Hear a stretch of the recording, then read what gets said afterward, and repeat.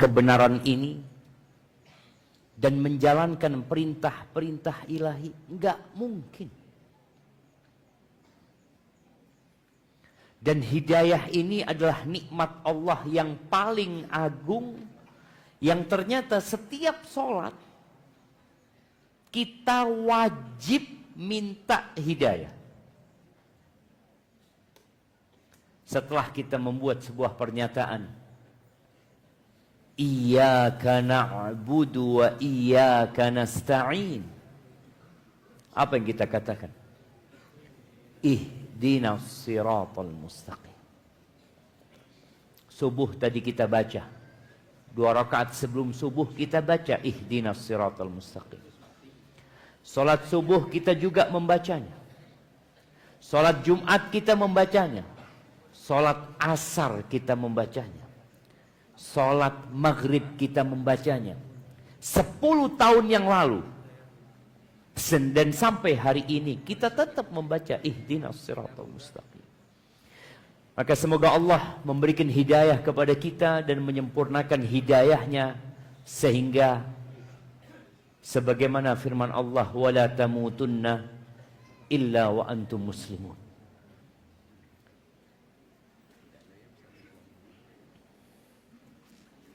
Siapa yang hafal doanya Nabi Yusuf? Beliau minta husnul khatimah. Nah, berdiri antum. Ya.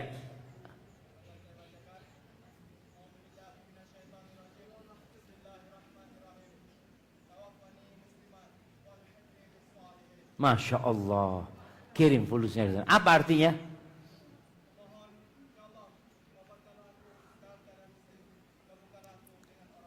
Masya Allah, barakallah fiik. Nah, Yusuf, tawaffani musliman. Nabi aja minta husnul khatimah.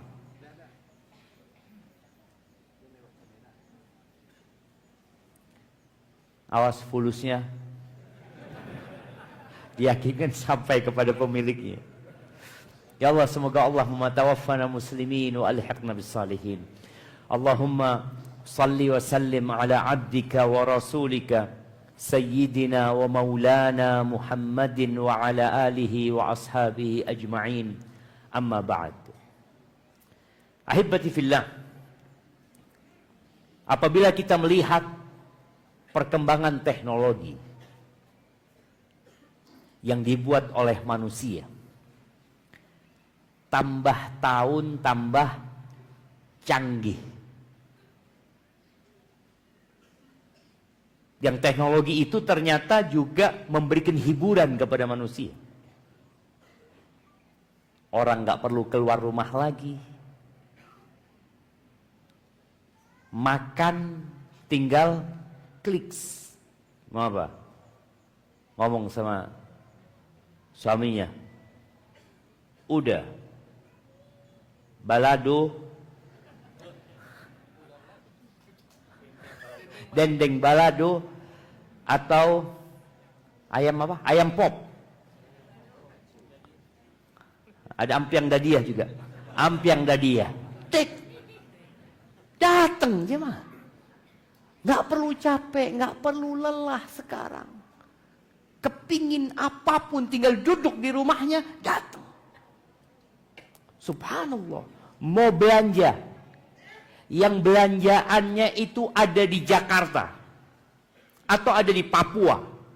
Bisa nggak dengan klik nyampe ke Bukit Tinggi? Nyampe klik. Apakah dengan seperti itu manusia berbahagia? Ternyata kalau antum tanya sama Mbah Google tentang jumlah manusia yang kesehatan mentalnya terganggu, subhanallah, itu lebih 1 miliar. Mentalnya terganggu. Gara-gara apa? Gara-gara fasilitas yang diberikan. Yang seharusnya fasilitas itu membuat orang bergembira, membuat orang happy. Ternyata happy nggak lama. Tapi Anda mau tanya, apa perbedaan kegembiraan dengan kebahagiaan? Nah,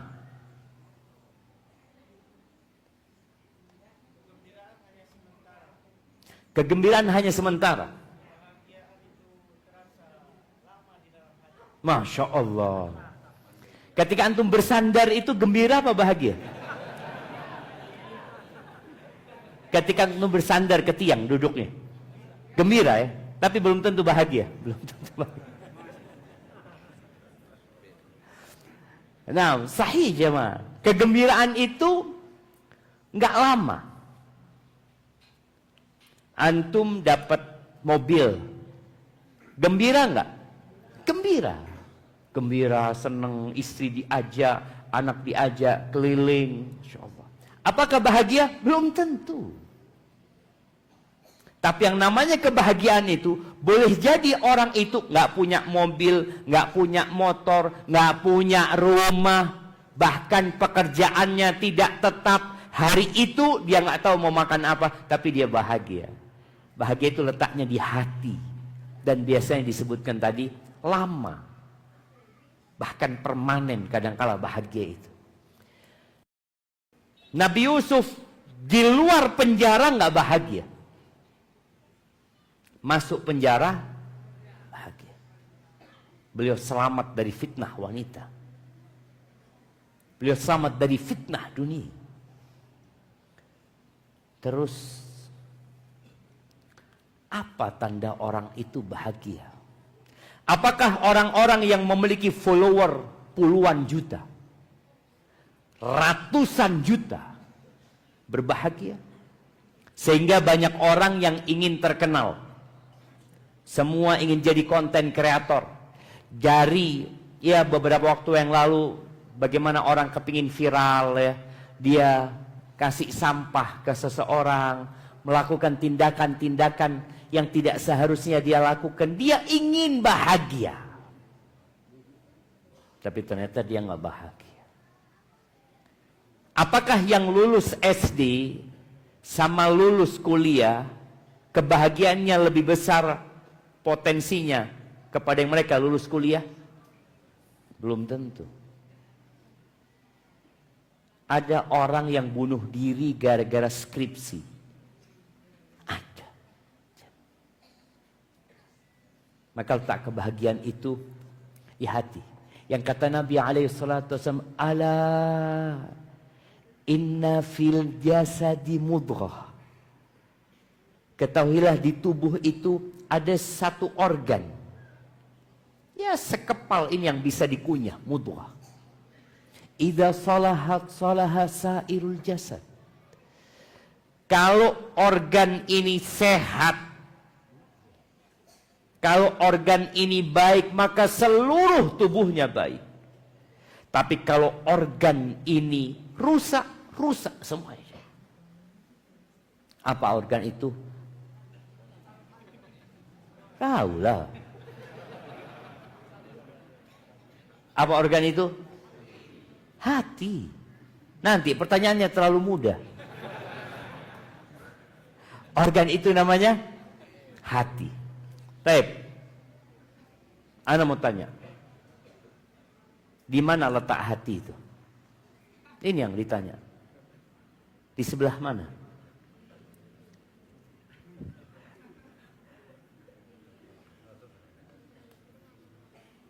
Di tengah sini. Di sini. Itu ulu hati namanya. Nah, siapa yang belum dapat hadiah? Belum dapat hadiah?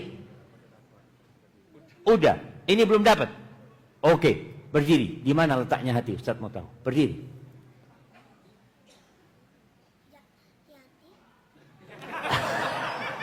Iya, di hati. Hati itu di mana? Di sebelah mana hati itu?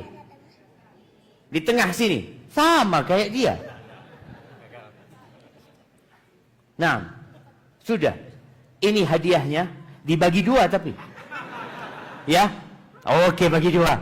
Siap. Nanti jangan dibuka sekarang. Dengarkan dulu kajian.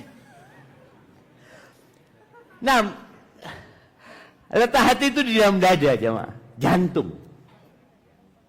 Ya, kalau orang mengatakan jantung itu di arah kiri sini ya. Dan subhanallah, khatamun nubuwah, stempel kenabian itu ada di belikat belakang sini, jemaah. Yang setara sama hati. Ibnu Hajar al-Asqalani menyebutkan bahwa ada riwayat asar dari Nabi Isa alaihissalam bahwa dia melihat setan, bagaimana setan menggoda manusia. Ternyata setan itu menempel seperti kata, seperti kodok, menempel di punggung manusia ini di arah belikat sana. Kemudian dia seakan-akan punya belalai yang masuk ke dalam jantung. Maka dikatakan yuwaswisu fi sudurin nas. Dia selalu menggoda.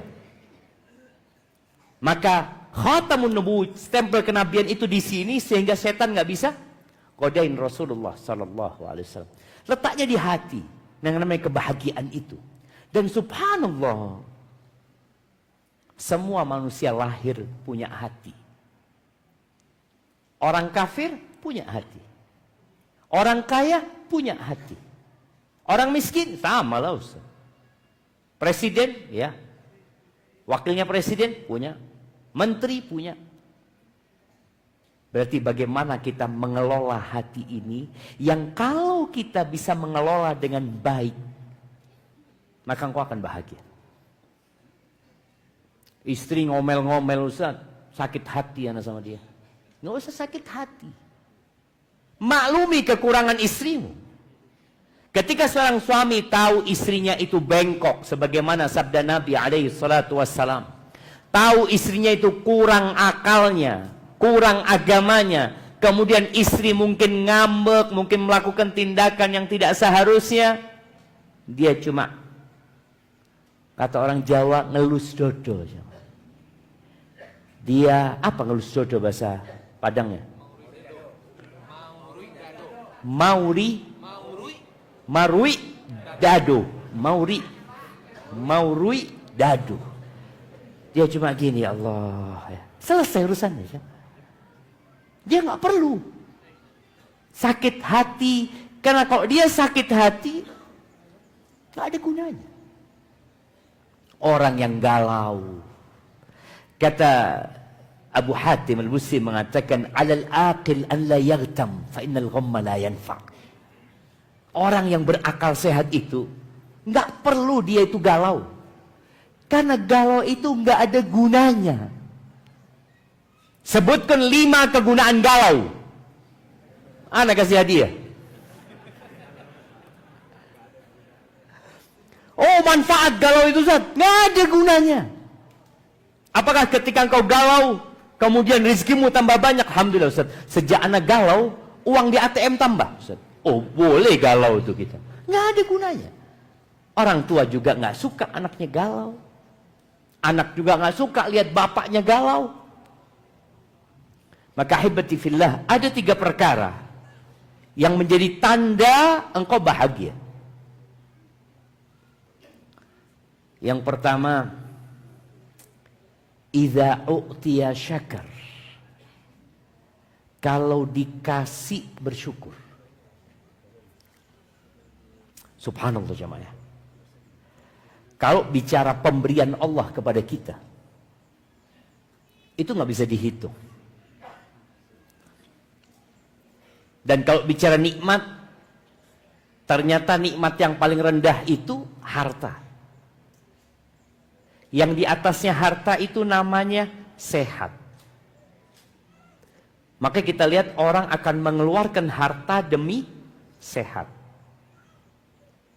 Anak ketemu dengan orang-orang yang harus keluar uang. Dia berobat ke Singapura. Ini cerita kawan di Jember. Dia berangkat ke Singapura berobat 2 pekan jamaah. Habis 10 miliar. Anak nggak kebayang duit 10 miliar kayak apa. Yang dihabiskan cuma 2 pekan untuk berobat dan pulang tetap sakit. Artinya dia ngumpulin duit banyak. Gara-gara penyakit yang di Indonesia nggak bisa diobatin, berangkat ke Singapura, dia keluarkan itu duit. Dia buang itu duit. Hasil keringat dia, hasil jerih payah dia keluarkan. Demi apa? Sehat. Antum bersyukur nggak atas nikmat sehat? Banyaknya nggak bersyukur. Kata siapa? Kata Nabi SAW. Nikmatani maghbunun fihima katsirun minan nas. Ada dua nikmat yang kebanyakan manusia lalai untuk mensyukuri. Bahkan dia menganggap bukan nikmat mungkin. As-sihhatu wal faragh. Sehat dan waktu kosong. Waktu luang.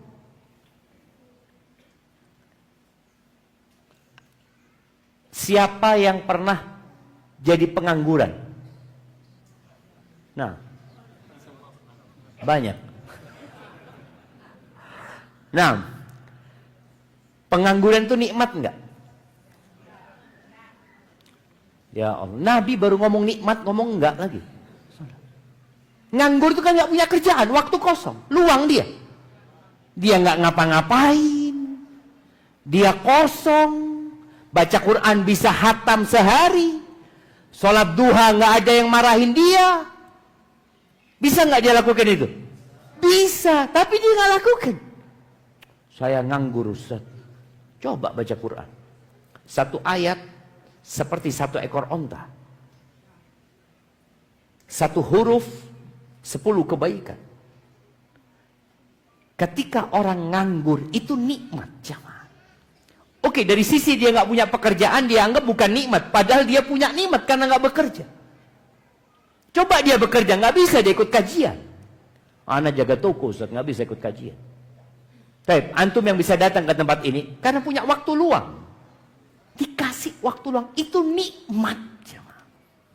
Tapi banyak orang lalai untuk mensyukuri. Sehat tadi Anda sampaikan. Nah, Anda mau tanya. Antum, ya Anda mau tanya antum. Punya uang 1 triliun. Tunggu, Ana nggak punya, antum tahu Ana. Tahulah gayanya kayak gitu, masa punya uang 1 triliun. Antum punya uang 1 triliun, tapi kencing dan BAB pakai selang. Milih mana antum? Nggak punya 1 triliun tapi sehat kayak gini. Emak nggak ditanya, yang ditanya dia. Milih mana sekarang? 1 triliun, bayangin ya, 1 triliun. Tapi BAB dari kantong. Kencing nggak bisa. 1 triliun. Milih mana? Sehat. Milih sehat, bayangin jemaah. Ternyata kita bisa kencing itu nikmat. Kapan antum mensyukuri nikmat kencing itu? Ketika nggak bisa kencing. Datang ke dokter, suruh minum ini, subhanallah. Buang angin. Nikmat nggak? Ada satu kawan cerita, kawannya ini nggak bisa buang angin, masuk ke rumah sakit sampai mati. Sampai mati dia. Tapi kita nggak mensyukuri itu nikmat. Makanya kita nggak bahagia-bahagia akhirnya. Karena kita hanya berpikir nikmat itu uang, mobil. Itu nikmat. Lah, itu nikmat paling rendah. Yang nikmat itu akan antum jual agar antum mendapatkan kesehatan. Dan kita sudah melihat manusia-manusia seperti itu. Kemudian nikmat yang di atasnya sehat itu adalah aman. Wallah jamaah. Bagaimana kondisi saudara-saudara kita di Gaza? Mereka tidur nggak aman. Anak ketika ngelihat video, mereka nunggu di luar, mereka melihat bagaimana roket-roket dikirim, mereka lari ke sana, lari ke sini. Dan Allah berikan kepada kita nikmat aman itu, tapi kita nggak syukur. Dan nikmat paling tinggi adalah nikmat hidayah, nikmat iman ya. Semoga Allah membantu kita untuk mensyukuri nikmat ini. Ahibati fillah, pernah Syakik al-Balkhi ditanya oleh gurunya Ibrahim bin Adham, "Kaifa anta ya Syakik?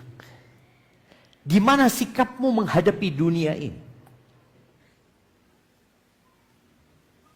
Kata Syakik, "Idza u'titu akaltu, wa idza muni'tu sabartu." Kata dia, ya aku menyikapin dunia ini, kalau aku dapat rezeki aku makan. Ya udah. Tapi kalau aku lagi dihalangi nggak dapat rezeki, ya aku sabar. Apa kata gurunya? Hakadha ta'malu kilabu balkhin 'indana. Oh, seperti itu sikapmu. Anjing-anjing di negeri kita, di Balkh itu sama seperti itu. Dan di Bukit Tinggi ini banyak anjing ternyata jamaah. Iya. Ana di Kamang sana ngelihat orang ada kambing di apa? Kambing. Anjing diikat sana, ikat situ. Anjing dilemparin makanan, dia makan. Ketika nggak dikasih makan, dia diem aja, jamaah. Nggak marah-marah dia. Ini murid dikasih tahu kayak gitu kayak sama gurunya. Berarti aku kayak anjing lah. Kalau engkau gimana guruku? Amma ana idza u'titu athartu wa idza muni'tu syakartu. Aku kalau dikasih rezeki sama Allah, dikasih nikmat sama Allah, aku berbagi sama orang lain.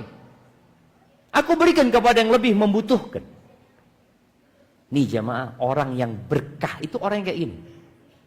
Dapat rezeki, dia tidak pikirkan perutnya saja. Dia pikirkan orang lain. Dia jaga hablum minan nas.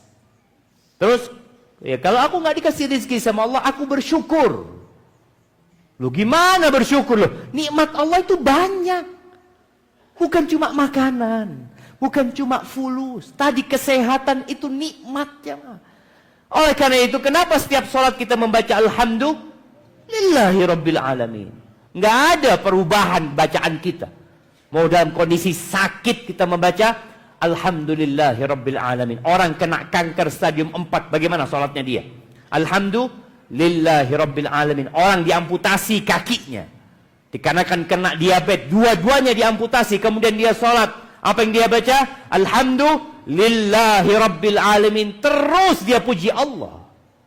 Karena nikmat Allah itu banyak. Allah Azza wa Jalla mengatakan wa atakum min kulli ma sa'altumuh wa in ta'uddu ni'matallahi la tuhsuha. Dan Allah memberikan kepada kalian apa yang kalian pinta. Dan kalian kalau mau menghitung nikmat Allah nggak bakalan bisa. Tapi manusia, innal insana la zalumun kafar. Manusia itu makhluk yang sangat zalim dan sangat kafir. Itu kita aja. Selalu lupa sama nikmat yang Allah berikan. Maka kalau engkau ingin berbahagia, ya bersyukur atas nikmat yang Allah berikan. Terus bagaimana agar kita bisa bersyukur, Ustaz? Ana sakit, Ustaz. Ana miskin, Ustaz. Gimana ana bisa bersyukur? Kata Nabi alaihi salatu wasallam, "Unzuru ila man huwa asfala minkum." Lihatlah kepada yang di bawah kalian. Wala tanzuru ila man huwa fawqakum. Jangan melihat kepada yang di atas kalian. Fahuwa ajdaru alla tazdaru ni'matallahi alaikum. Karena yang seperti itu akan membuat kalian tidak meremehkan nikmat yang Allah berikan kepada kalian. Tapi kebanyakan manusia ngelihatnya yang di atas. Dia punya handphone, harga ya 5 juta lah. Sholat dia, taruh di depan handphonenya. Dia sudah matikan. Allahu Akbar. Tahu-tahu yang di sebelahnya sholat, naruh handphone juga. iPhone 16. Ya Allah. Kira-kira gimana sholatnya dia cuma? Nggak ada apa-apanya punya anak. Anak pikir paling bagus punya anak. Maka jangan melihat ke atas. Orang itu kalau jalan, kemudian melihat ke atas, kira-kira apa yang terjadi sama dia? Nabrak tiang, jatuh ke selokan. Maka jangan melihat ke atas, lihat ke bawah, selamat engkau. Dan Nabi SAW pernah memberikan wasiat kepada Abu Dzar radhiyallahu anhu. 7 wasiat. Salah satunya, ausani bihubbil masakin waddunu minhum. Aku dikasih wasiat untuk cinta sama orang miskin dan dekat sama mereka. Apa manfaatnya kita cinta sama orang miskin? Apa gunanya kita dekat sama orang miskin? Engkau akan bahagia. Tapi kalau engkau kumpul sama orang kaya, emak-emak nih. Emak-emak kalau habis undangan ke rumah kawannya yang kaya raya. Anak pernah datang ke rumah seseorang, sofanya 450 juta. Anak ngomong, Allahu Akbar. Mudah-mudahan istri anak nggak tahu, anak ngomong. Ya dia cerita ini harga sekian ya. Ketika kita habis datang, ini mak-mak habis datang dari rumah orang kaya, kemudian pulang ke rumah suaminya, apa yang akan terjadi? Dia ngelihat suaminya, bang, kok kurang semangat kerjanya, kan? Aku baru dari rumah fulana, gordennya bang, Allahu Akbar. Itu satu gorden 27 juta bang. Oh iya. Terus kata suami, karpetnya 40 juta. Ya. Terus kira-kira terakhir suaminya ngomong apa? Sudah aku ceraikan engkau. Capek aja, makanya dia gak bersyukur. Dia memandang suaminya, ya Allah. Oleh karena itu, ibu-ibu jangan pernah bandingkan suaminya dengan siapapun. Dan bapak-bapak juga. Jangan pernah membandingkan istrinya sama siapapun. Anak kita juga nih, anak-anak kita. Jangan pernah membandingkan anak kita dengan anaknya fulan. Nah, engkau kok gak kayak fulan, nak. Ini ada seorang anak datang ke bapaknya. Ayah, alhamdulillah ya. Ini rapot anak ayah. Dilihat nilai anaknya 97. Ya, 97 nilainya. Masya Allah, barakallahu fiik. Senang ayahnya. Tahu-tahu dilihat di bawah ranking 3. Siapa yang ranking 1? Fulan. Ranking 2 fulan. Loh, kenapa kau bukan ranking 1? Yang tadinya bersyukur langsung tidak bersyukur. Nggak bersyukur. Ketika kita membandingkan, kita nggak akan bersyukur. Lihatlah kepada yang di bawah, jangan lihat kepada yang di atas.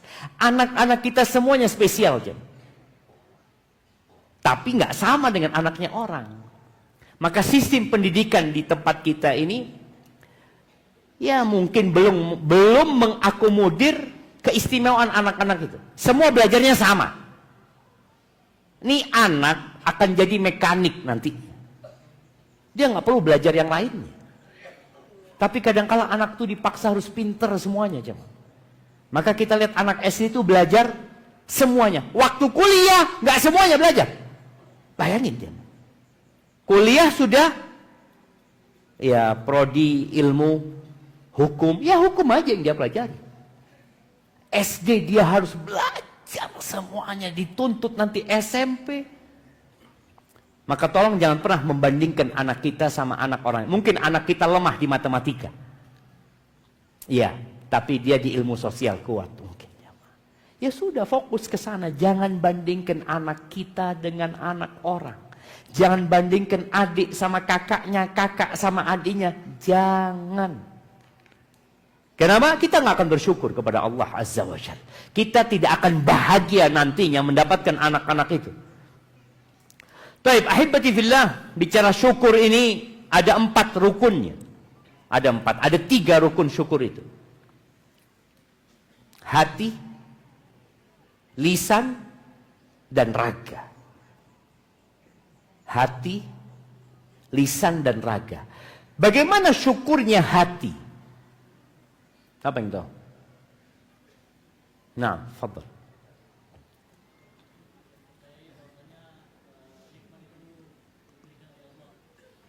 Mengakui bahwa nikmat itu murni dari Allah. Fadhal.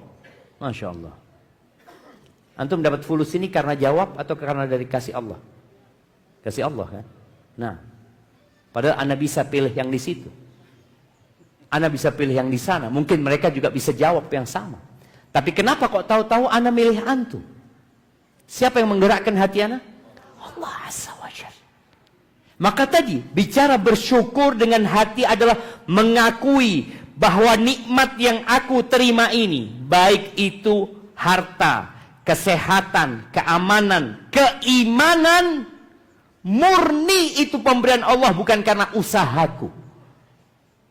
Bukan karena kepandaianku, bukan karena kecerdasanku, bukan karena aku kerja keras, bukan karena aku punya kenalan. Nggak ada.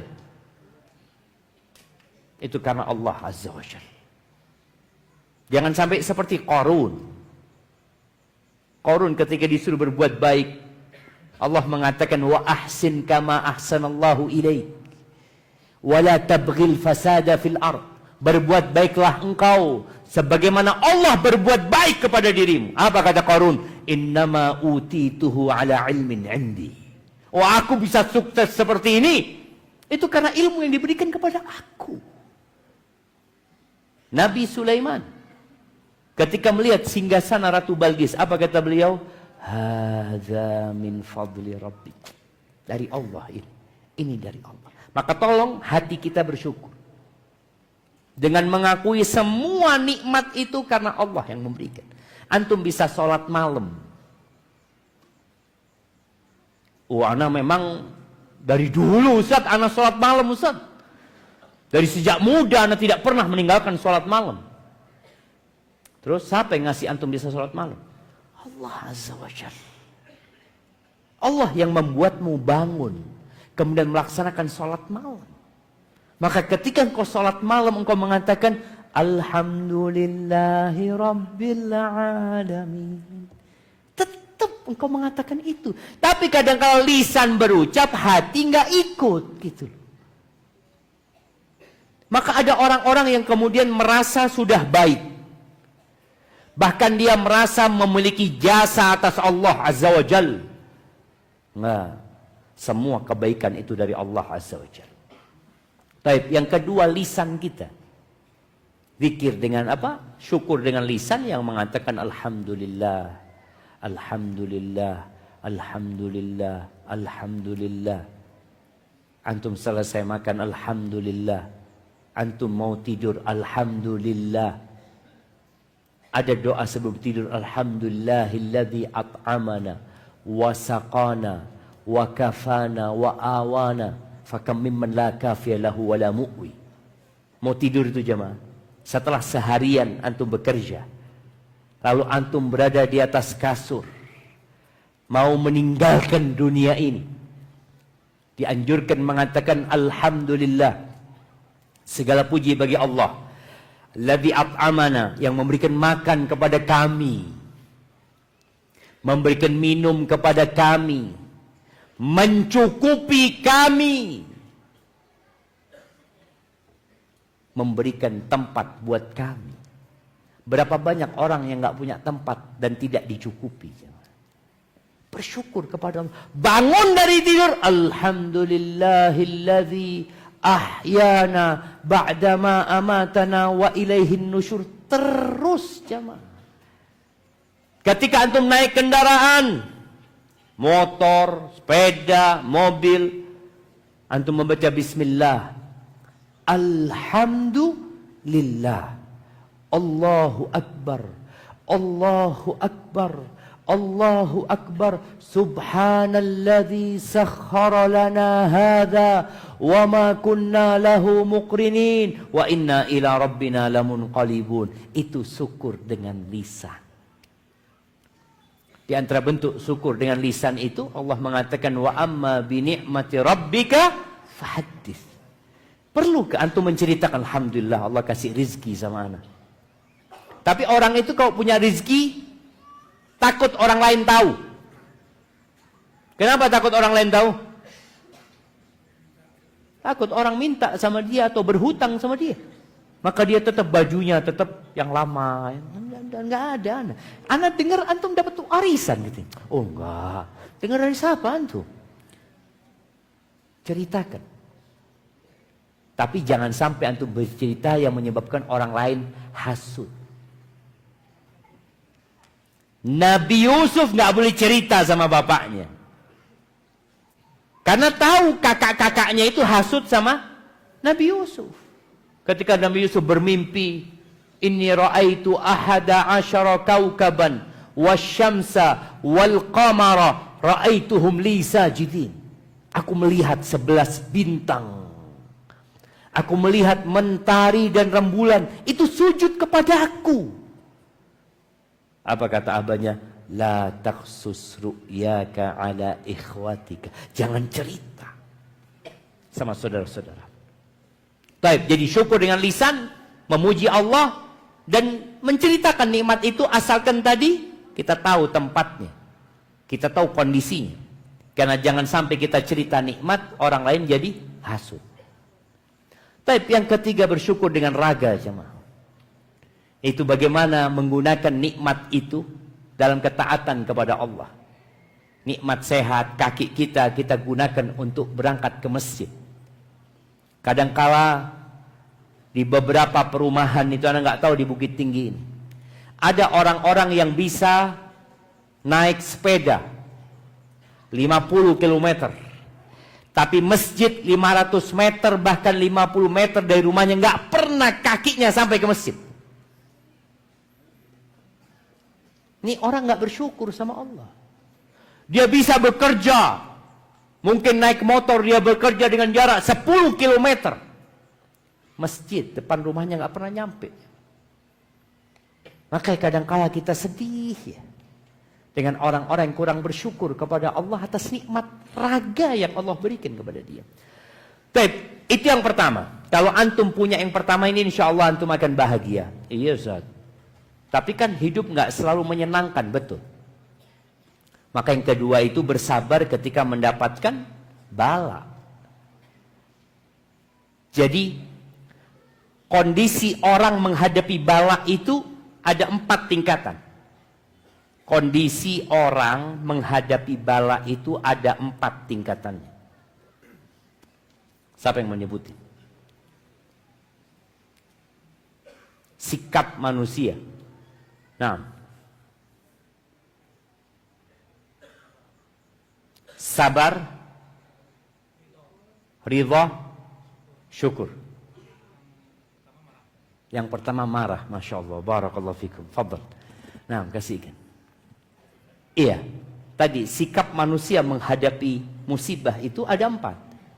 Marah, itu haram hukumnya. Sabar, apa arti sabar?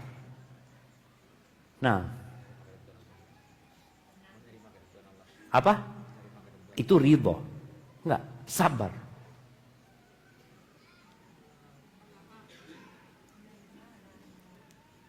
Tunggu dulu lah.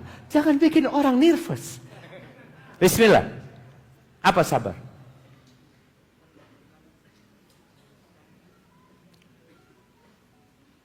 Coba diulangi. Bismillah. Sabar itu? Oke, sebelahnya. Istiqomah di atas ketaatan. Kasih hadiahnya. Sabar itu menahan diri. Ingat, posisi yang dosa itu marah. Ketika dapat musibah, dia mengatakan, ya Allah, kenapa engkau ambil anakku ya Allah? Apa salahku ya Allah? Dia tampar pipinya. Dia robek bajunya.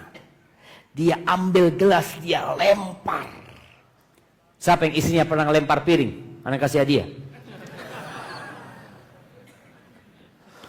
Nah,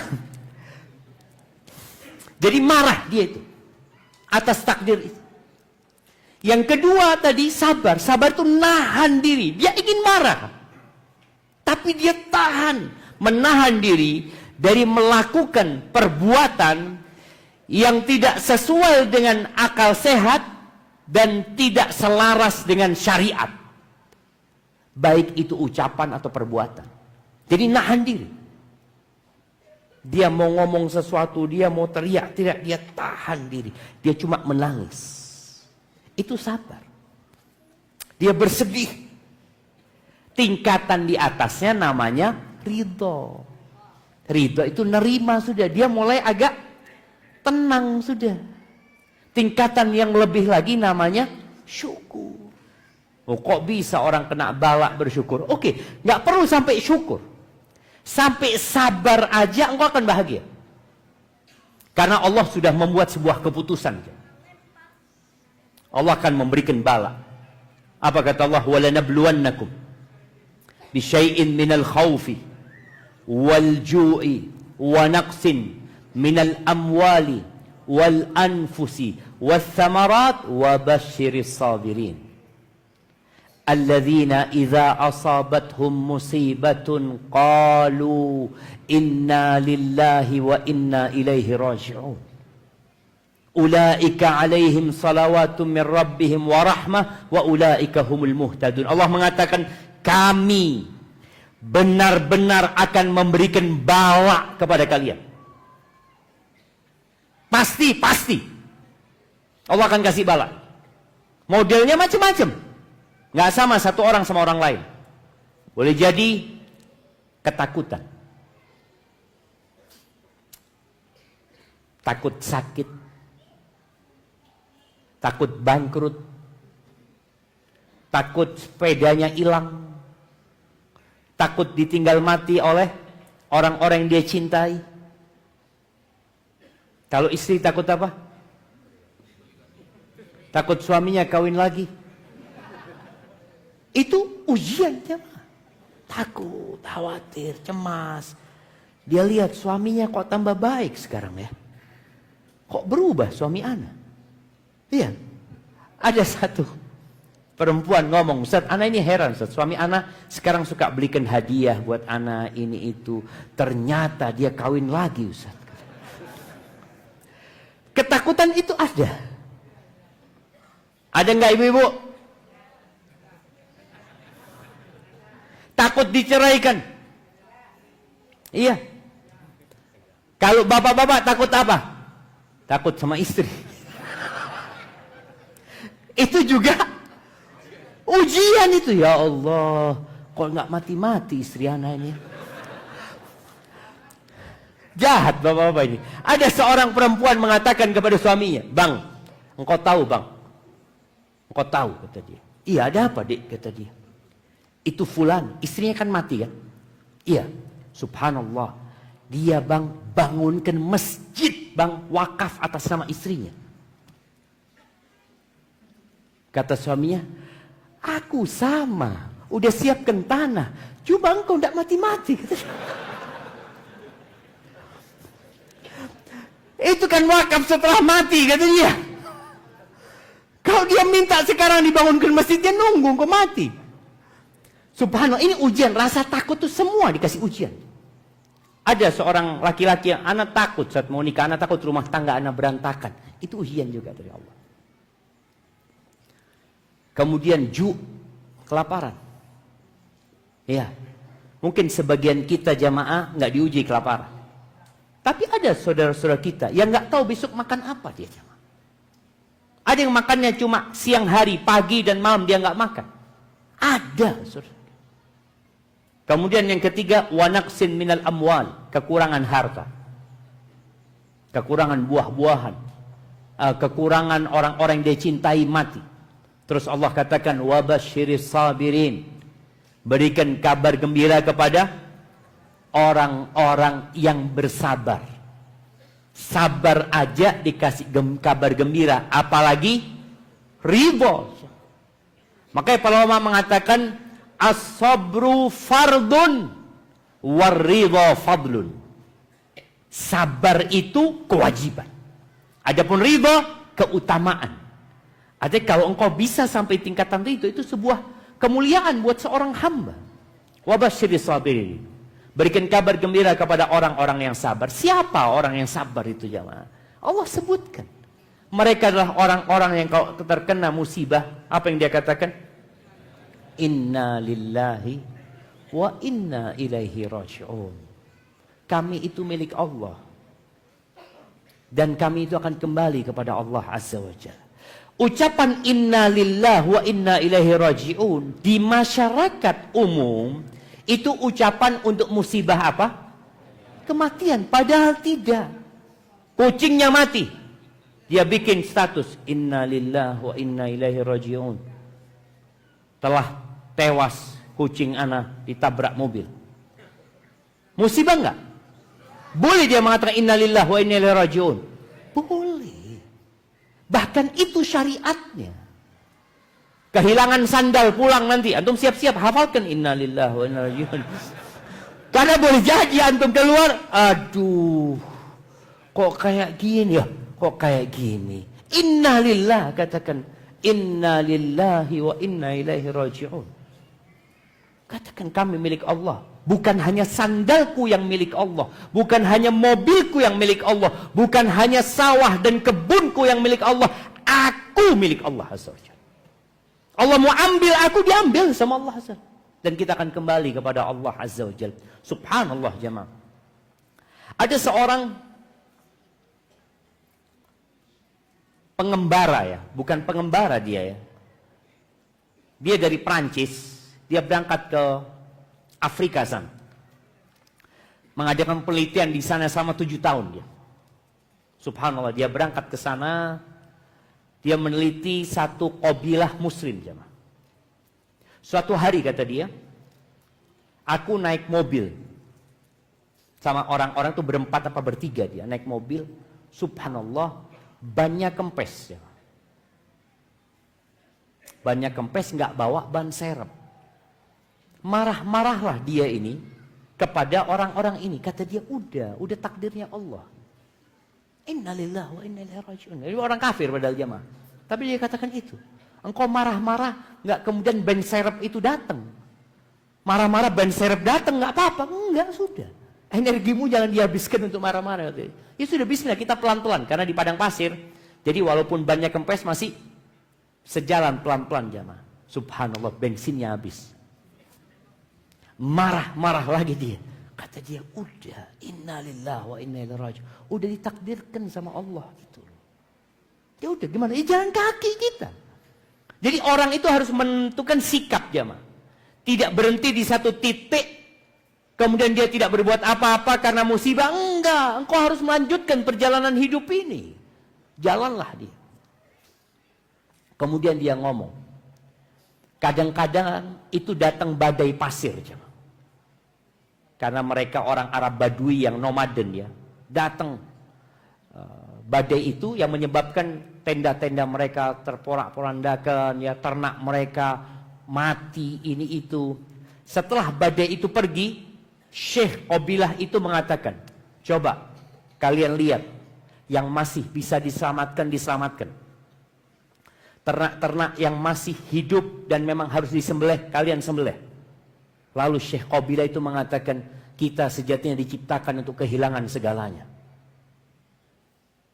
Ingat, kita diciptakan untuk kehilangan segalanya.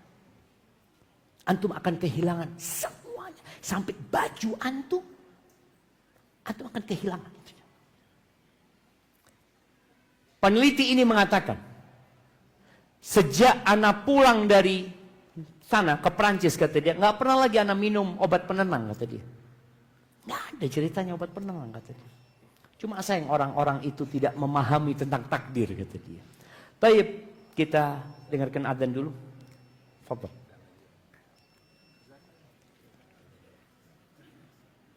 Adzan.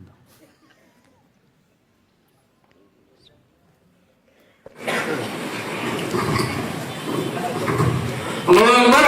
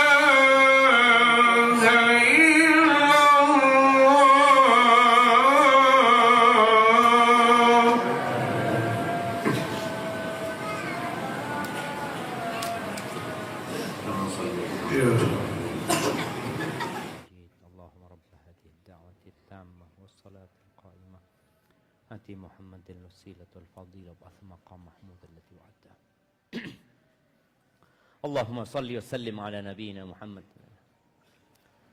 Raditu billahi rabbah wa bil islami dina wa bi Muhammadin sallallahu alaihi wasallam nabiyya. Ketika seorang ridha Allah sebagai Tuhannya, maka dia akan bersabar menerima takdirnya. Oleh karena itu Nabi alaihi salatu wasallam mengatakan, ajaban li amril mu'min, inna amrahu kullahu lahu khair. Sungguh menakjubkan urusan orang beriman. Kita tahu kehidupan ini seperti roda yang berputar. Kadang-kala engkau di atas, kadang-kala engkau di bawah, kadang-kala engkau sehat, kadang-kala engkau sakit. Itu kehidupan. Nggak ada orang yang sehat terus. Nggak ada orang yang di atas terus. Presiden di atas terus? Enggak. Kita tahu presiden sudah diganti. Wali kota Bukit Tinggi di atas terus? Enggak. Akan di bawah. Orang yang beriman itu semua urusannya baik. In asabathu sarra syakar fakana khairan lahu. Orang beriman itu kalau dapat nikmat, dapat hal yang menyenangkan, dia bersyukur. Dia tidak jadi sombong. Dia tidak jadi congkak. Dia tidak berbangga diri. Maka itu jadi baik buat dia. Karena ada orang dapat nikmat, sombong. Apa istilahnya? OKB. OKB. Orang kaya baru. Mau tahu gayanya orang kaya baru? Orang yang kaya lama itu biasa-biasa aja, jemaah. Tapi yang kaya baru, Masya Allah. Kemana-mana kontak mobilnya ditaruh di meja. Masya Allah. Orang kaya lama ditaruh di kantong. Atau mobilnya udah nggak pakai kontak, jemaah. Nah, sahih. Tadi, ini orang dapat nikmat bersyukur, nggak sombong, nggak congkak dia. Wa in asabathu dharra sabar. Fakana khairan lahu. Kalau orang ini dikasih, ya ditimpa musibah, sesuatu yang membahayakan dia, yang tidak menyenangkan, baik itu di dirinya, baik itu di anaknya, di keluarganya, di hartanya, di kehormatannya, sabar. Bapak-bapak, ibu-ibu tahu, Nabi dan istrinya pernah mendapatkan cobaan di kehormatan. Aisyah difitnah berzina, jemaah. Bayangin, jemaah. Aisyah itu istri Nabi, putrinya Abu Bakar, difitnah berzina. Gimana perasaan? Sabar. Aisyah menangis sampai air matanya kering. Bagaimana Nabi SAW harus bersabar, dan beliau belum turun wahyu kepada beliau. Cuma berita itu tersebar, jemaah. Dan ketahuilah bahwa kebohongan dan fitnah kalau diulang-ulangi terus, boleh jadi dipercaya sama orang kalau itu benar. Padahal enggak. Tapi Aisyah bersabar. Dan itu jadi baik. Maka tadi ketika antum bersabar menghadapi musibah apapun baik. Jadinya baik gitu. Tapi ketika antum marah nggak baik jadinya. Tapi itu yang kedua. Yang terakhir, yang ketiga. Yang ketiga ini yang kita memang nggak pernah lepas darinya juga. Yaitu beristighfar dan bertobat ketika berbuat dosa. Siapa yang tidak berbuat dosa?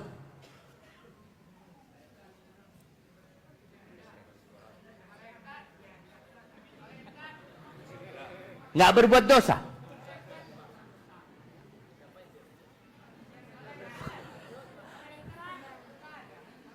Bukan, siapa yang hari ini nggak berbuat dosa? Ada nggak yang nggak berbuat dosa? Keren mak-mak nih. Kullu bani Adam khata. Kita kasih dia buat mak-maknya yang ngomong. Nah, siapa yang mau nyerahkan ke mak-mak? Nanti minta ke panitia di sana. Kullu bani Adam khata. Semua anak Adam itu berbuat salah, jemaah, semua. Ustaz, enggak lah. Ustaz berbuat dosa. Nabi Musa, subhanallah, pernah beliau memisah antara orang Egypt, Kipti, sama Bani Israel yang lagi berantem. Didorong sama Nabi Musa, mati nih orang. Kebanyakan kita ketika berbuat salah mencari kambing hitam. Oh, ini fulan, gara-gara fulana. Nabi Musa mengatakan, hadza min amali syaitan, innahu aduwwum mudhillum mubin. Ini dari perbuatan syaitan. Syaitan itu musuh yang nyata. Nabi Musa langsung mengatakan, Rabbi inni zalamtu nafsi faghfirli. Ya Allah, aku membalimin diriku sendiri, ampuni aku ya Allah. Nabi Adam alaihissalam, apakah dia kemudian menyalahkan, oh ini gara-gara iblis yang godain aku? La. Nabi Adam langsung mengatakan, Rabbana zalamna anfusana wa illam taghfir lana wa tarhamna lanakunanna minal khasirin.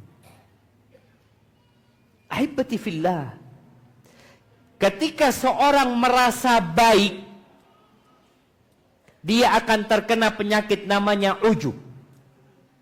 Ketika ujub menimpa dia, bisa gugur semua amalan dia. Maka Allah tetapkan manusia berbuat dosa. Jadi kalau mau bertanya, apa hikmahnya kita berbuat dosa? Ya agar antum bertobat kepada Allah, kembali kepada Allah. Dan salah satu hikmahnya agar antum tidak GR. Agar kita tidak... Apa GR itu jemaah? Hah? Gede rasa. Gede rasa. Merasa udah baik. Oleh karena itu selesai sholat antum baca apa? Astagfirullah, astagfirullah. Setelah sholat tahajud, Allah mengatakan tentang orang-orang penghuni surga itu, kanu qalilan minal laili ma yahja'un wa bil ashari hum yastaghfirun. Tuh orang ini tahajud, sholat malam jamaah. Boleh jadi dia sholat selama 2 jam, 3 jam. Habis sholat istighfar, minta ampun sama Allah. Oleh karena itu seorang manusia yang tahu dan kenal sama dirinya, dia akan terus minta ampun sama Allah. Karena dia selalu berbuat dosa jemaah. Nabi SAW mengatakan kepada para sahabatnya, ayuhan nas, wahai manusia. Allah menginginkan sahabat-sahabat yang mereka generasi terbaik dengan panggilan apa? Ayuhan nas, hei manusia. Kenapa dipanggil manusia? Agar sadar engkau itu manusia. Tempatnya salah dan dosa. Ayuhan nas, tubu ilallah wastaghfiruh. Bertobatlah kalian kepada Allah. Memohonlah ampun kepada Allah Azza wa Jal. Fa inni, kata beliau, sesungguhnya aku, ini Nabi SAW, astaghfirullah wa atubu ilaih fil yaumi akthar min 70 marrah. Aku tuh bertobat kepada Allah, beristighfar, mohon ampun kepada Allah dalam sehari lebih 70 kali. Maka tuh orang yang punya waktu luang, gunakan buat istighfar. Anak ingat di salah satu rumah sakit dulu di Madinah, kita lagi nunggu dokter ya. Biasanya nunggu itu waktu yang paling membosankan. Ada tulisan di tembok situ jemaah. Pakai bahasa Arab. Imla waqtal intizar bil istighfar. Istilah waktu menunggu dengan istighfar. Maka perbanyak istighfar, jangan pernah mencari kambing hitam. Jangan pernah menyalahkan siapa-siapa. Kita kadang-kadang nunjuk fulan. Fulan cuma satu. Ini sisanya ke dirimu. Engkau yang harus bermuhasabah. Semoga dengan cara seperti itu, kalau antum punya 3 hal ini, insya Allah antum akan jadi orang yang berbahagia. Baik jamaah, ini ada beberapa pertanyaan. Masya Allah, barakallahu fikum. Assalamualaikum Ustaz. Ana seorang santri Ustaz. Ketika ana pulang kampung, orang tua sering nuduh ana merokok. Padahal ana nggak ada merokok. Pernah satu kali ana melawan orang tua karena nggak tahan lagi Ustaz. Apakah ana harus minta maaf? Apa yang harus ana bilang kalau orang tua ngomong kayak gitu lagi? Ya, antum harus minta maaf. Orang tua mungkin bukan menuduh, tapi dia ingin memastikan. Karena dia cinta sama antum. Takut anaknya merokok. Karena kita tahu rokok itu membunuhmu. Rokok itu membunuh. Boleh orang membunuh dirinya? Nggak boleh. Maka buat anak ini yang bertanya, ketika antum pulang, antum datang minta maaf sama ibu. Ibu, aku minta maaf. Ayah, aku minta maaf. Tapi ayah, demi Allah. Karena orang kalau tidak percaya, kita boleh bersumpah. Demi Allah ayah, yang menyaksikan aku berkata sekarang, aku nggak ngerokok ayah. Dan aku akan jadi anak yang berbakti sama ayah. Dan aku mohon ayah, tidak lagi menanyakan tentang rokok. Kecuali ayah memang mungkin mendengar dari orang, ayah punya bukti, tafadhol. Aku minta maaf ayah. Supaya pintu itu ditutup. Kalau benar antum tidak merokok. Bagaimana Caranya agar kita dapat mengendalikan hati dari perasaan dan perasaan dari agar kita tidak terlalu baperan, baik dalam berteman maupun dengan pasangan. Dan apa yang harus saya lakukan jika sudah terbawa perasaan dan susah untuk mengontrol hal tersebut? Ya jemaah, ada orang yang sensi. Kadangkala baca status, waduh ini nyinggung ana ini. Sudah, jangan baca status orang. Jangan. Untuk jaga hati. Orang yang seperti itu ya perlu menjaga diri dia sendiri. Yang kedua, dia perlu menumbuhkan husnudzon kepada orang lain. Dia perlu tumbuhkan husnudzon. Karena husnudzon ini membuat kita jadi nyaman hidupnya. Kita kalau ngelihat atau ngobrol sama orang, dia ngomong, omongannya kok kayaknya nyakitin kita. Antum pikir, oh enggak, mungkin dia enggak bermaksud nyakitin kita. Berusaha untuk mencari alasan yang menyebabkan engkau tidak baper. Kemudian yang ketiga, memperbanyak istighfar. Agar hatimu jadi kuat. Dan memohon kepada Allah Azza wa Jal agar jadi orang yang ya siap menerima realita dan kenyataan dan kemudian bersabar menghadapi gangguan orang. Nabi SAW mengatakan manusia itu ada dua modelnya. Apa kalau bahasa sekarang ini? Introvert sama extrovert. Jadi ada orang yang tertutup ya. Ada orang yang nyaman bergaul sama orang, humble dia. Kata Nabi SAW, alladhi yukhalitun nas wa yasbir ala adahum, orang yang bergaul sama orang dan sabar disakiti sama mereka. Soalnya kalau kita sudah bergaul sama orang, ya sudah, kita nggak akan selamat dari disakiti sama orang. Akan terjadi gesekan jemaah kalau kita kumpul sama orang itu. Dan orang ini sabar, itu lebih baik kata Nabi SAW. Daripada yang tidak bergaul sama orang dan tidak sabar kalau disakiti sama orang. Barakallahu fikum. Assalamualaikum Ustaz. Waalaikumsalam. Ana sebelumnya pelaku dosa besar dan jarang melaksanakan sholat 5 waktu. 1 tahun yang lalu ana pergi umroh. Alhamdulillah sejak pulang umroh ana dapat hidayah. Ana tidak pernah lagi meninggalkan sholat dan selalu sholat tahajud dan sholat sunnah lainnya. Ana sudah bertobat Ustaz. Apakah ini artinya dosa-dosa ana sudah Allah ampuni Ustaz? Ana resah takut Allah belum mengampuni dosa ana. Ya, antum perlu resah. Perlu takut. Kita beribadah kepada Allah itu seperti seekor burung dengan 2 sayapnya dan kepala. Sayap burung itu yang satunya adalah roja, yang satunya adalah khauf. Berharap dan tetap takut.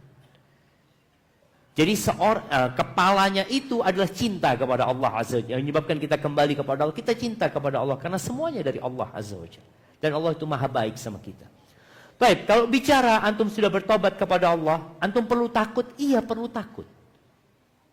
Karena rasa takut ini membuat antum terus beristighfar. Tapi antum berbaik sangka sama Allah. Allah itu maha pengampun dan maha pengasih. Yang membunuh 100 orang aja Allah ampuni. Dan semoga Allah mengampuni diri. Jadi perasaan takut itu untuk menyeimbangkan agar antum tidak kembali berbuat dosa. Maka perbanyaklah istighfar. Memohon ampun kepada Allah. Tambah lagi sholatnya, tambah lagi kebaikannya. Dan semoga Allah mengampuni dosa-dosamu. Barakallahu fikum. Bismillah. Afwan, ana sudah 2 kali menikah. Pernikahan pertama cerai mati. Pernikahan kedua cerai hidup. Sekarang ana tidak menikah lagi. Pertanyaannya, dengan suami yang mana ana nanti dipertemukan atau dikumpulkan? Dan apa amalan yang masih ana perbanyak saat ini untuk menghapus atau meringankan dosa ana terhadap kedua suami ana? Jazakallah khairan. Ya, insya Allah dikumpulkan dengan yang cerai mati. Karena dia tetap akan menjadi suami yang terakhir. Kalau cerai hidup ya sudah bukan suaminya. Yang mati dalam kondisi dia masih suaminya pada waktu itu. Insya Allah seperti itu. Dan kalau bicara amalan apa, ya kalau ini buat para wanita ya, mama, ibu-ibu sudah baik sama suaminya. Oh, kayak gitu tuh mak-mak. Udah baik. Ketika ada seorang wanita ditanya sama Nabi SAW, gimana sikapmu kepada suamimu? Jawabannya sama kayak mama. Udah baik Ustaz. Udah baik Nabi. La alu ila ma'ajizu. Aku tidak pernah mensia-siakan dia kecuali yang aku tidak mampu. Apakah Nabi lalu mengatakan barakallahu fiik, ahsanti, jazakillah khair? Tidak. Karena tahu perempuan ini kurang pandai bersyukur sama suami. Kurang menghargai dan menghormati suami. Dia merasa sudah maksimal saya melayani suami saya, Ustaz. Apa kata Nabi SAW? Unduri aina anti minhu. Perhatikan sikapmu kepada suamimu. Innama huwa jannatuki au naruki. Suamimu itu surgamu atau nerakamu. Kebanyakan wanita di neraka itu bukan karena nggak sholat, jamaah. Dia sholat, mungkin tahajud dia juga. Dia puasa Ramadan dan dia puasa sunnah. Masalahnya dia kurang menghargai suami. Masalahnya di sini. Maka dia bertanya bagaimana sikap dia kepada suami yang sudah meninggal. Mungkin dia dulu durhaka sama suami. Maka ingat mak-mak, suami mak-mak itu adalah surga atau nerakanya. Jangan pernah merasa sudah maksimal. Maka terus bermuhasabah, semoga bisa lebih baik lagi. Maka doakan suamimu, mohonkan ampun buat suamimu. Semoga Allah mengampuni dosa-dosanya. Assalamualaikum warahmatullahi wabarakatuh. Afwan Ustaz, izin bertanya terkait dengan bencana Gunung Merapi erupsi di Sumbar ini Ustaz. Apakah ada kaitannya dengan maksiat yang masih dilakukan penduduk di Sumbar ini Ustaz? Bagaimana solusinya? Allah sudah menyebutkan bahwasanya ma asabaka min hasanatin faminallah wa ma asabaka min sayyi'atin famin nafsik. Allah mengatakan kebaikan yang menimpamu itu dari Allah. Keburukan yang menimpamu dari dirimu sendiri. Ketika umat Islam di perang Uhud kalah umat Islam aja. Terbunuh 70 sahabat. Mereka mengatakan anna hadza, kok bisa kita kalah ini? Padahal di situ ada Nabi Muhammad alaihissalam. Di situ ada Abu Bakar yang jamin masuk surga, ada Umar bin Khattab, ada Utsman bin Affan, ada Ali bin Abi Thalib, ada Sa'ad bin Abi Waqqas. Kok bisa kita ini kalah? Apa kata Allah? Qul huwa min 'indi anfusikum. Katakan itu karena dosa-dosa kalian. Maka ketika perang Uhud kalah, Allah ingatkan, ini gara-gara kesalahan kalian. Maka kalau dikatakan apakah musibah yang menimpa, bukan hanya, jadi musibah itu ada musibah pribadi, ada musibah bersama.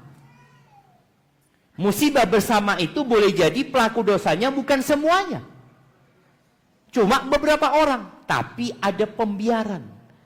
Makanya ketika salah satu istri Nabi bertanya kepada Nabi SAW, ana lupa, mungkin Ummu Salamah radhiyallahu taala anha, dia mengatakan, ya Rasulullah, anahliku wa fina salihun.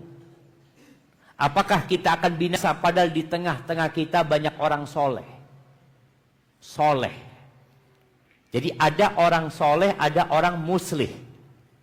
Soleh ini orang baik. Muslih itu orang yang memperbaiki. Kata Nabi SAW, na'am. Iya, bisa kita binasa. Bisa azab Allah itu turun. Padahal di tengah-tengah kita ada orang soleh. Kapan itu terjadi? Idza kathural khabath. Kalau kemungkaran, kekejian merajalela, dibiarkan. Maka kalau apakah ada hubungannya? Boleh jadi. Nah, baik.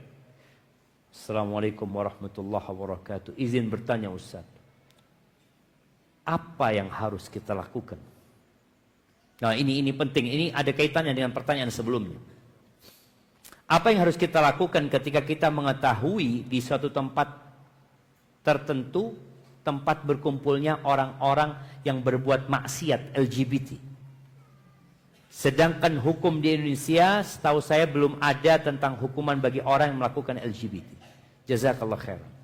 Baik, yang pertama perbuatan itu perbuatan kemaksiatan yang kita harus mengingkarinya. Jadi tatkala kita tahu tempat itu tempat kemaksiatan, apalagi terjadi di negeri yang tulisannya di pintu gerbang itu apa? Bukan adat tulisannya itu. Adek besandi Sara besandi kitab Allah. Itu perbuatan mungkar. Baik, man ra'a minkum mungkaran, barang siapa yang melihat kemungkaran, rubah dengan tangannya. Itu bagi yang berkuasa, bagi yang punya kemampuan. Ayah kepada anaknya, pimpinan kepada anak buahnya, dia punya kuasa. Di Indonesia ada polisi pamung praja umpamanya, dia termasuk yang punya kuasa untuk melakukan tindakan tersebut. Kalau nggak bisa, maka dengan lisannya. Nah, kita bisa lapor kepada MUI. Ada MUI di sini. Kita datang kepada MUI, kita tahu di satu tempat itu ada tempat kemaksiatan, nanti MUI yang akan insya Allah menyelesaikannya. Kalau nggak mampu dengan lisan, maka dengan hati. Tetap kita harus mengingkari kemungkaran itu. Jangan diam, dibiarkan. Kadang kalau kita nggak ada urusan lah, bukan urusan anak. Jangan jemaah. Karena itu penyakit, kalau dibiarkan tadi azab Allah turun, semuanya kena. Baik, ini pertanyaan terakhir jemaah ya. Oh, ada satu lagi. Afwan Ustaz, ana mau bertanya bagaimana cara kita sebagai seorang imam atau suami dalam menghadapi perangai istri yang keras kepala dan susah diatur. Terkadang kita sudah bersabar untuk tidak sampai KDRT. Terkadang hal kekerasan itu juga terjadi karena sudah habis kesabaran. Barakallahu fiikum. Nah, apa sikap menghadapi suami, menghadapi istri yang nggak nurut ya? Allah Azza wa Jalla telah memberikan arahan 1446 tahun yang lalu jemaah. Al-Quran itu sudah menjelaskan. Wallati takhafuna nusyuzahunna fa'idhuhunna. Dan perempuan-perempuan yang kalian khawatir dia nggak nurut, tadi keras kepala. Dan banyak perempuan jemaah, kalau dipanggil suaminya itu nggak langsung datang. Fulana, iya, nggak penting iya itu. Apa yang penting? Datang. Makanya kalau dipanggil katakan labbaik. Labbaik itu datang. Ana dari kecil kalau dipanggil sama ayah sama ibu itu, ana nggak boleh jawab dengan iya, dimarahi. Kata abah labbaik, dan labbaik itu datang. Ketika orang berangkat haji mengatakan labbaik, Allahumma labbaik, aku datang ya Allah. Maka orang mengatakan labbaik itu ketika sudah berangkat. Baik, kalau punya istri tadi yang dipanggil nggak nurut, yang nggak boleh keluar tetap keluar rumah, dikasih tahu nggak mau tahu, maka yang pertama kasih nasihat.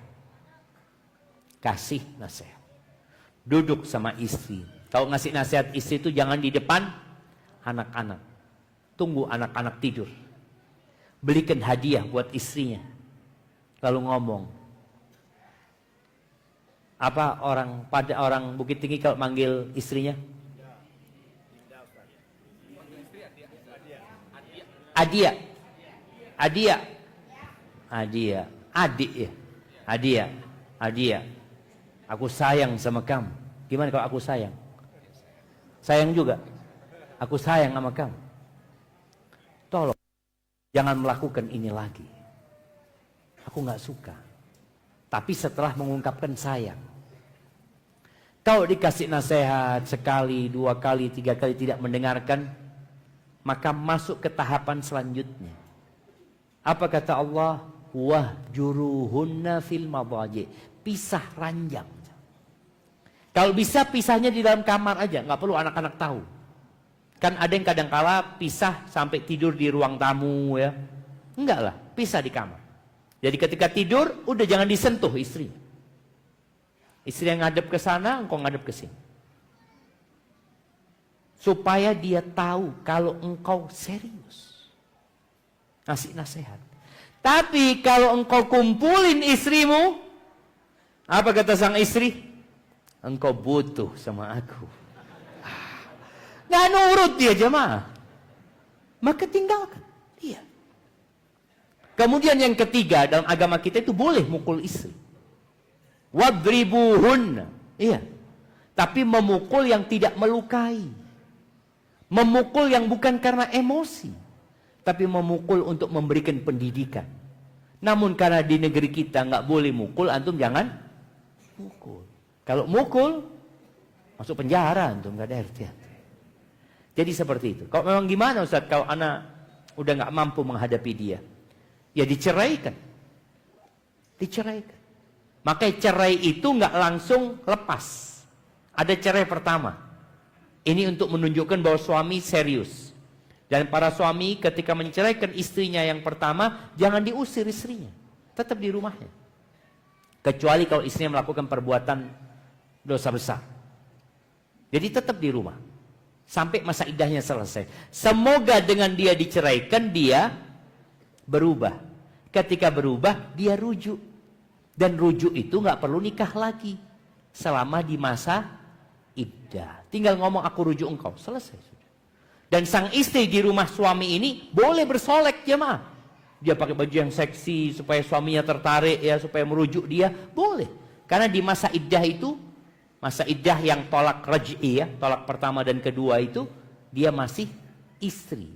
Dan dia masih punya hak sandang pangan papan. Kecuali istri tadi yang nggak nurut, yang durhaka, hak itu dicabut nantinya.